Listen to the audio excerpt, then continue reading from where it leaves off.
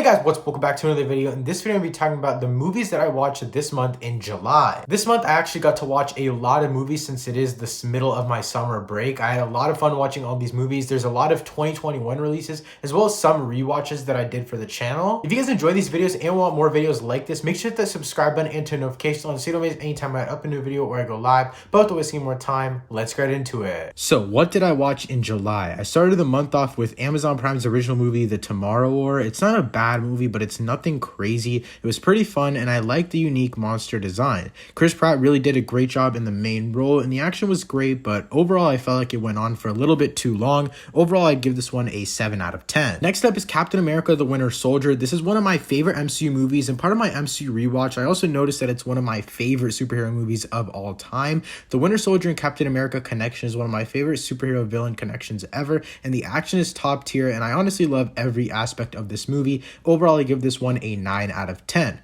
Moving on to Black Widow. This was Marvel's first movie back in almost over 2 years, and this one had pretty great action overall, but it just wasn't my favorite thing. The final act felt way too similar to Captain America: The Winter Soldier, and I loved Yelena, but this movie didn't really make me value Natasha any more than I did before. Overall, I'm going to give this one a 7 out of 10. The next movie I watched this month was part of my MCU rewatch again, and that was Guardians of the Galaxy. This was the first cosmic movie in the MCU, and anytime I watch this movie, it does not disappoint. James Gunn is a phenomenal director, and he had such a great vision for these characters, and it was executed perfectly on screen. This visually stunning movie is awesome.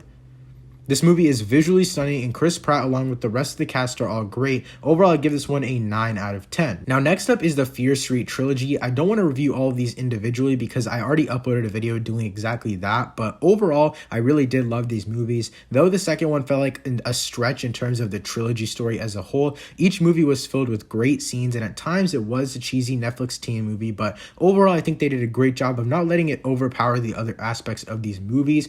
Fear Street 1996, I'm going to give that one an 8 out of 10. 1978, I'm going to give that one a 7 out of 10. And 1666, I'm going to give that one a 7 out of 10 as well. Now, moving on to Midnight in the Switchgrass. In all honesty, I didn't want to watch this movie, but I ended up doing it because I got early access to it. And the only interesting parts of this movie is the final act, but even then, only 20 minutes of this movie is really worth the watch. There are two performances that stand out in this movie, and they're not even in the movie that much. Megan Fox really sucks in this movie, and I can't believe I'm saying this, but Machine Gun Kelly has a top 3 performance in this movie. That's how you know it's a bad one. Overall, I'm going to give this one a 5.5 out of 10. Now, moving on to one of my favorite movies of the year, Pig. From Nicolas Cage's acting to the cinematography and storytelling, this movie is close to perfect. Though the story is super basic, it works. But my biggest issue is probably that we as the audience have no real connection or care for the connection between Nicolas Cage's character and the pig. If you guys want to see my full review, you can check it out in the link in the description down below. Overall, I'm going to give this one a 9 out of 10. But moving on, the next movie I watched this month was Old, and it was weird to say the least. The concept itself is super unique, and I think that's kind of all that Shyamalan goes for now. And the concept is mind-bending, and it really makes us question humans, but in all reality, the execution was absolutely terrible. The first half of the movie was very hard to get through, and I almost fell asleep 3 different times. But on the other hand, the second half was a lot better. The final act specifically was really well done, specifically because it embraced the horror aspects of this concept. Overall, I'm going to give Old a 6.5 out of 10. The next movie I watched was again part of my MCU rewatch, and that is Avengers: Age of Ultron. I still think this movie is criminally underrated. This is definitely the weakest Avengers movie, but by no means is it a bad movie itself. I love the Hulk in this movie, and this movie set up so much for the future of the MCU. The grounded heroes were finally getting introduced to the Infinity Stones concept, and there were 3 new introduced characters. I definitely feel like Captain America's character was pushed to the side, but it kind of makes sense because the next big movie after this in the MCU is Captain America: Civil War.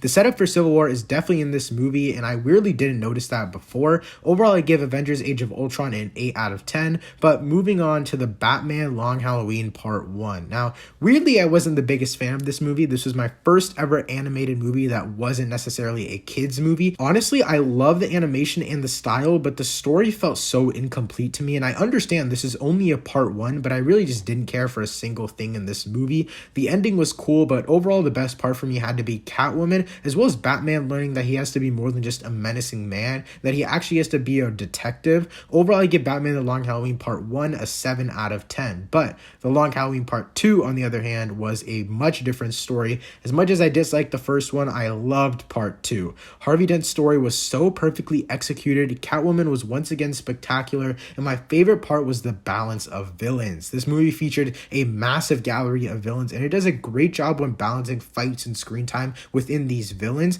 My only complaint is that the reveal of the holiday killer at the end of the movie felt super rushed and was just overall underwhelming. Overall, I give Batman The Long Halloween Part 2 an 8.5 out of 10. And the final movie I watched this month was The Green Knight. This movie is absolutely beautiful, and it's by far the best looking movie of 2021. And I will admit, the pacing is a little bit off, but overall, I love this movie. It tells the tale of an Arthurian prince, Sir Gawain, and his journey to tell his own tale. This is definitely in my top 3 of the year so far, so I'm gonna have to give this one a 9 out of 10. But yeah, guys, that's it for what I watched in July. Again, if you guys want more of these videos, make sure to hit that like button. Thank you guys so much for watching. I'll see you next time. Peace.